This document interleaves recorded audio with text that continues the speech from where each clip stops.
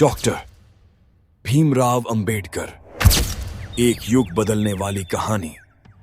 14 अप्रैल 1891 की एक शांत सुबह थी। मध्य प्रदेश के छोटे से सैन्य कस्बे महू में एक साधारण से घर में एक बालक ने जन्म लिया। किसी को अंदाजा नहीं था कि यह बच्चा आगे चलकर करोड़ों लोगों की आवाज बनेगा। उसका नाम रखा गया भीमराव। भीमराव के पिता रामजी मालोजी सकपाल ब्रिटिश भारतीय सेना में सूबेदार थे। वे अनुशासन प्रिय थे और मानते थे कि शिक्षा ही इंसान को सचमुच बड़ा बनाती है। उनकी मां भीमाबाई सरल स्वभाव की, धार्मिक और स्नेह से भरी हुई महिला थीं। लेकिन जिस समाज में भीमराव ने आंखें खोली, वहां उसकी पहचान एक इंसान से पहले उसकी जाति से की जाती थी। भीमराव का बचपन आसान नहीं था। स्कूल जाना उसके लिए सीखने से ज्यादा सहन करने की परीक्षा था। उसे कक्षा के अंदर बैठने की अनुमति नहीं थी। वह जमीन पर सबसे अलग बैठता। किताबें सामने होती, पर समाज की दीवारें उससे कहीं ज्यादा ऊंची थीं। प्यास लगती तो वह पानी खुद नहीं पी सकता था। स्कूल के कोने में रखा घड़ा होते हुए भी उसे इंतजार करना पड़ता कि कोई ऊंची जाति का व्यक्ति आए और दूर से पानी डाल दे।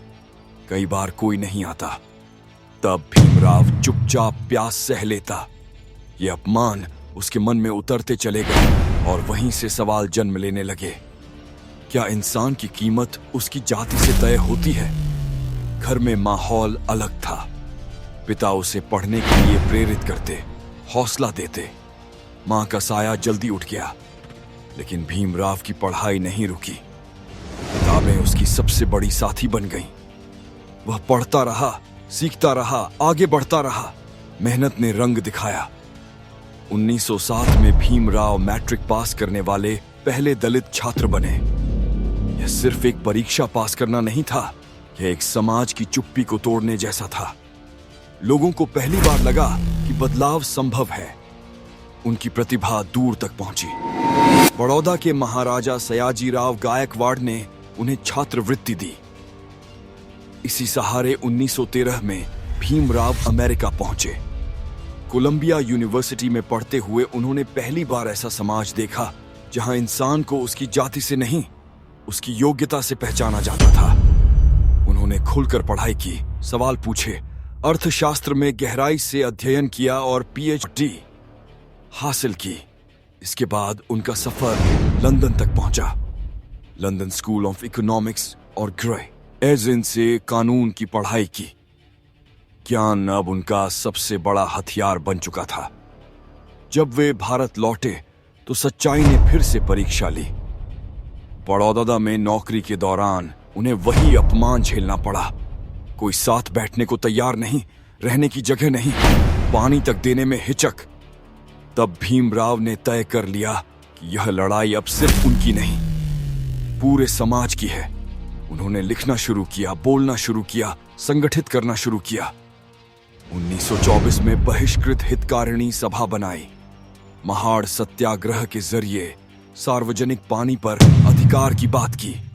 मनुस्मृति दहन करके उन्होंने साफ संदेश दिया कि इंसान को नीचा दिखाने वाले विचार स्वीकार नहीं किए जा सकते। राजनीति में आकर उन्होंने दलितों की आवाज को राष्ट्रीय मंच दिया। राउंड टेबल कॉन्फ्रेंस में उन्होंने बिना झुके अपनी बात रखी। 1932 का पूना समझौता उनके जीवन का कठिन लेकिन महत्वपूर्ण मोड़ था। देश आजाद हुआ तो एक नए भारत की नींव रखी जानी थी। डॉ अंबेडकर को संविधान मसौदा समिति का अध्यक्ष बनाया गया। उन्होंने ऐसा संविधान लिखा जिसमें बराबरी, स्वतंत्रता और सम्मान सिर्फ शब्द नहीं, अधिकार बने। छुआछूत को अपराध घोषित किया गया। लेकिन उनका संघर्ष यहीं नहीं रुका। उन्होंने महसूस किया कि सामाजिक बराबरी के लिए आत्मसम्मान जरूरी है। 14 अक्टूबर 1956 को नागपुर में उन्होंने बौद्ध धर्म अपनाया। लाखों लोग उनके साथ चले। यह एक धर्म परिवर्तन नहीं, बल्कि मानसिक गुलामी से मुक्ति थी।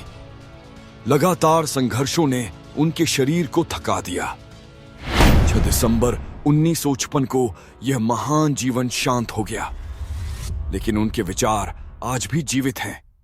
किताबों में, संविधान में और हर उस इंसान में जो बराबरी का सपना देखता है। डॉ. अंबेडकर हमें आज भी यही सिखाते हैं, शिक्षित बनो, संगठित रहो और संघर्ष करो।